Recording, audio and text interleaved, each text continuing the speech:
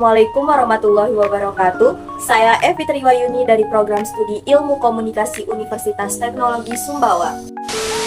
Pernah mikir gak sih kenapa kita bisa paham dengan senyuman orang lain?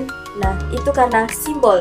Di dalam teori interaksionisme simbolik ngejelasin bahwa makna itu terbentuk dari interaksi sosial. Kita ngasih makna ke dalam simbol dan makna bisa ngebentuk cara kita bersikap terhadap orang lain. Siapa sangka interaksi antar manusia ngebentuk sebuah teori. Yuk kita bahas mengenai tokoh utama dari teori ini. Tokoh utama teori interaksionisme simbolik adalah George Herbert Mead. Ia adalah seorang filsuf dan sosiolog dari Amerika.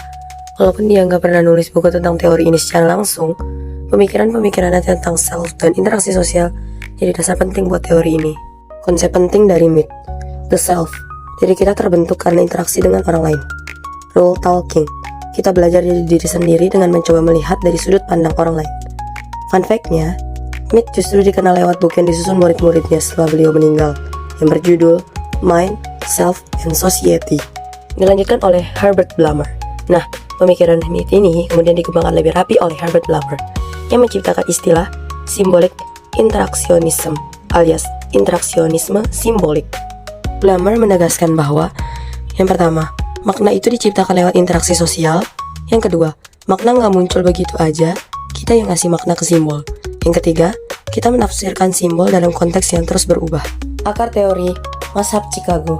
Teori ini berkembang di University of Chicago, tempat di mana para sosiolog suka banget melihat masyarakat secara langsung, alias pakai pendekatan observasi partisipatif. Mereka percaya bahwa dunia sosial itu dinamis dan penuh makna, bukan sekadar angka atau statistik. Kesimpulan sejarahnya, George Herbert Mead adalah pemikir awal fokus pada pembentukan diri lewat interaksi. Herbert Blumer adalah penerus ide Mead dan orang yang resmi menamakan teori ini.